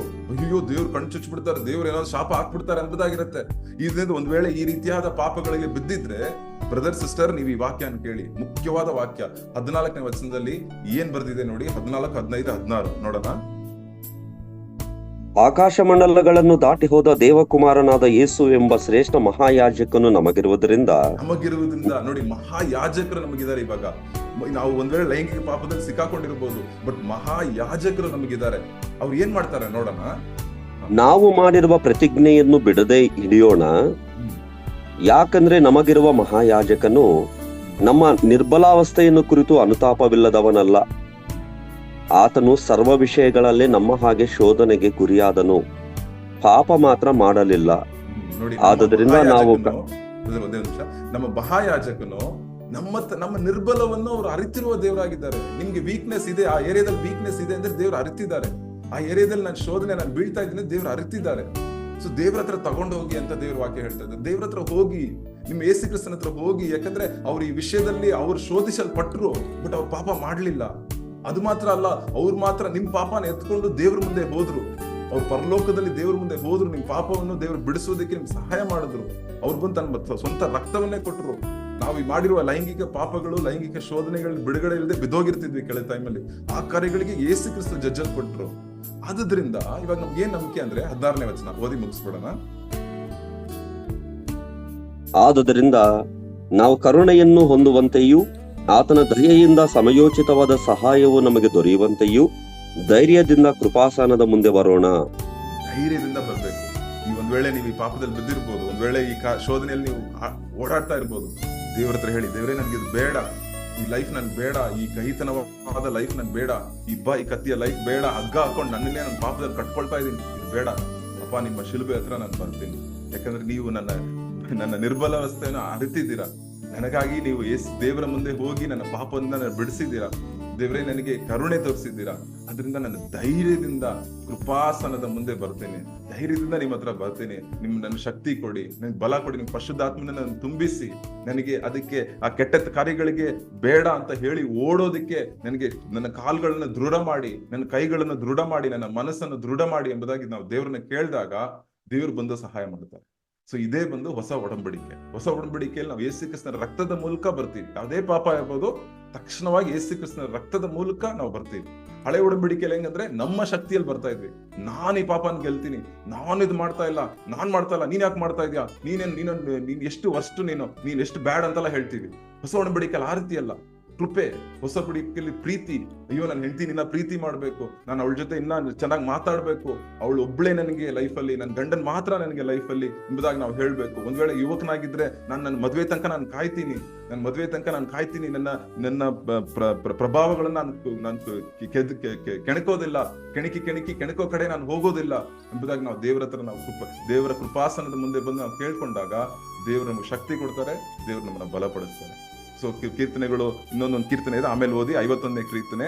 ಈ ರೀತಿಯಾದ ಪಾಪದಲ್ಲಿ ಬಿದ್ದದ್ಮೇಲೆ ದಾವೀದನ ಹೇಗೆ ಕೀರ್ತನೆ ಬರ್ದನು ಅಂತ ಒಂದೊಂದ್ಸತಿ ನಾನು ನೋಡ್ಬೇಕಾದ್ರೆ ಒಂದೊಂದ್ಸತಿ ಹೊಸ ಕಾರ್ಯಗಳನ್ನ ಆ ಕೀರ್ತನೆಯಲ್ಲಿ ಕಲಿತೀನಿ. ಸೊ ಈ ತರ ಟೈಮ್ ಇಲ್ಲ ಇವತ್ತು, ಬಟ್ ದೇವ್ರು ನಿಮ್ಮನ್ನ ಆಶೀರ್ವದಿಸ್ತಾರೆ. 4-5 ಕಾರ್ಯ ನೋಡಿದ್ವಿ. ಸೊ ಇದು ತುಂಬಾ ಮುಖ್ಯ ನಿಮ್ ಲೈಫ್ ಅಲ್ಲಿ. ಆಚೆ ಹೇಳ್ಕೊಳಕ್ಕಾಗಲ್ಲ, ಯಾಕಂದ್ರೆ ಇದು ಅವಮಾನಕರ ಕಾರ್ಯ. ಬಟ್ ಅದೇ ರೀತಿ ದೇವ್ರ ವಾಕ್ಯ ನಮಗೆ ಬಿಡುಗಡೆ ಕೊಡುತ್ತೆ. ಲೈಂಗಿಕ ಶೋಧನೆಗಳನ್ನು ಪ್ರಾರಂಭ ಹೇಗಾಗತ್ತೆ, ಹೇಗೆ ಅಂತ್ಯಗೊಳ್ಳುತ್ತೆ, ಆಮೇಲೆ ಹೇಗೆ ಆ ಪಾಪದಿಂದ ದೂರ ಇರೋದು ಹೇಗೆ, ಆಮೇಲೆ ಅದು ಪೂರೈಸಲು ದೇವರ ಯೋಜನೆಯನ್ನು, ಕೊನೆಯದಾಗಿ ಒಂದ್ ವೇಳೆ ನಾವು ಅದ್ರಲ್ಲಿ ಬಿದ್ದಿದ್ರೆ, ಹೋರಾಡ್ತಾ ಇದ್ರೆ ಅದಕ್ಕೆ ಉತ್ತರ ಏನು? ಶಿಲುಬೆನೇ ಉತ್ತರ, ಯೇಸು ಕ್ರಿಸ್ತನೇ ಉತ್ತರ. ಇದರಲ್ಲಿ ಅಂತವರಿಗಾಗಿ ನಾವು ಪ್ರಾರ್ಥನೆ ಮಾಡೋಣ. ದೇವ್ರು ಬಂದು ಖಂಡಿತವಾಗಿ ಬಿಡುಗಡೆ ಕೊಡ್ತಾರೆ. ಅನೇಕ ಸಾಕ್ಷಿಗಳನ್ನ ಎಬ್ಬಿಸ್ತಾರೆ. ಪ್ರೀತಿಯ ತಂದೆ, ಈ ದಿನಕ್ಕಾಗಿ ಸ್ತೋತ್ರ ಅಪ್ಪ. ನಮಗೆ ನಿಮ್ಮ ವಾಕ್ಯಗಳು ನಮ್ಮ ಲೈಫಿನ ಎಲ್ಲ ಕಾರ್ಯಗಳನ್ನು ನಮಗೆ ಕವರ್ ಮಾಡುತ್ತೆ, ಅದಕ್ಕಾಗಿ ಸ್ತೋತ್ರ ದೇವರೇ. ನಮ್ಮ ಕೊರತೆಗಳು ನಿಮ್ ಕೈಯಲ್ಲಿ ಮುಂದೆ ತರ್ತಾ ಇದೀವಿ, ನಮ್ಮ ಶೋಧನೆಗಳ ಮುಂದೆ ತರ್ತಾ ಇದೀವಿ. ಒಂದ್ ವೇಳೆ ದೇವರೇ, ಕೆಲವರು ಯಾರಾದ್ರೂ ಇಲ್ಲಿ ಆ ಪಾಪದಲ್ಲಿ ಬಿದ್ದೋಗಿದ್ರು ಕೂಡ ಅಪ್ಪ, ಈ ದಿನದ ನೀವು ಬಿಡುಗಡೆ ಕೊಡ್ಬೇಕೆಂಬುದಾಗಿ ಕೇಳ್ಕೊಳ್ತೇನೆ ದೇವರೇ. ನಿಮ್ಮ ವಾಕ್ಯದಲ್ಲಿ ಏನ್ ಹೇಳುತ್ತೋ ಅದನ್ನು ವಿಧೇಯರಾಗುವುದಕ್ಕೆ ದೇವರೇ, ಅದು ಮನಸ್ಸಲ್ಲಿ ಇಟ್ಟುಕೊಳ್ಳೋದಕ್ಕೆ ದೇವರೇ ನೀವು ಧೈರ್ಯವನ್ನು ಕೊಡ್ಬೇಕೆಂಬುದಾಗಿ ಕೇಳ್ಕೊಳ್ತೇನೆ ದೇವರೇ. ನೀವು ಸಹಾಯ ಮಾಡ್ಬೇಕೆಂಬುದಾಗಿ ಕೇಳ್ಕೊಳ್ತೇನೆ ದೇವರೇ. ಮುಟ್ಟಿ ಅಪ್ಪ, ನೀವು ಅವ್ರನ್ನ ಮುಟ್ಟಿ. ನಮಗೆ ಶಕ್ತಿ ಇಲ್ಲ, ನಮಗೆ ಬಲಹೀನರಾಗಿದ್ದೇವೆ ದೇವರೇ, ನೀವು ನಮ್ಮನ್ನು ಮುಟ್ಟಬೇಕೆಂಬುದಾಗಿ ಕೇಳ್ಕೊಳ್ತೇನೆ. ನೀವು ಸಹಾಯ ಮಾಡ್ತೀರೆಂಬುದಾಗಿ ಕೇಳ್ಕೊಳ್ತೇನೆ ದೇವರೇ. ನೀವು ಪರಿಶುದ್ಧಾತ್ಮನನ್ನು ತುಂಬಿಸ್ತೀರೆಂಬುದಾಗಿ ಕೇಳ್ಕೊಳ್ತೀನಿ. ಒಬ್ಬೊಬ್ಬರು ನೀವು ಆಶೀರ್ವದಿಸಿ. ಒಂದೊಂದು ಕುಟುಂಬದಲ್ಲೂ ದೇವ್ರೆ, ಒಂದ್ ವೇಳೆ ಮದುವೆ ಆಗಿರೋರಾಗಿದ್ರೆ ದೇವರೇ, ಅವ್ರ ಕುಟುಂಬದಲ್ಲಿ ಇನ್ನೂ ದೇವರೇ ಒಳ್ಳೆ ಸಂತೋಷ ಸಮಾಧಾನ ಇರ್ಲಿ, ಒಳ್ಳೆ ಮಾತುಗಳು ಇಬ್ರು ಮಾತಾಡ್ಲಿ ದೇವರೇ. ಒಂದು ಗಂಡ ಹೆಂಡತಿ ಒಗ್ಗಟ್ಟಾಗಿರ್ಲಿ ಅಪ್ಪ. ಆ ಕುಟುಂಬಗಳು, ಒಡೆದೋಗಿರುವ ಕುಟುಂಬಗಳು ದೇವರೇ, ದೂರ ಗಂಡ ಹೆಂಡತಿ ಸಂಬಂಧ, ದೂರ ಇರುವ ಸಂಬಂಧಗಳು ಎಲ್ಲ ಒಂದಾಗುವಂತೆ ನಾವು ಪ್ರಾರ್ಥನೆ ಮಾಡ್ತೀವಿ. ಎಲ್ಲವನ್ನು ದೇವರೇ ನೀವು ಕಾಪಾಡಿ ನಮ್ಮನ್ನು ನಡೆಸ್ಬಿ ದೇವರೇ. ನಮ್ಮನ್ನ ಆಶೀರ್ವಾದ ದಾರಿಯಲ್ಲಿ ನೀವು ಇಡುವುದಕ್ಕಾಗಿ ಸ್ತೋತ್ರ. ಯೇಸು ಕ್ರಿಸ್ತನ ಮೂಲಕ ಕೇಳ್ತೀವಿ, ಆಮೇನ್.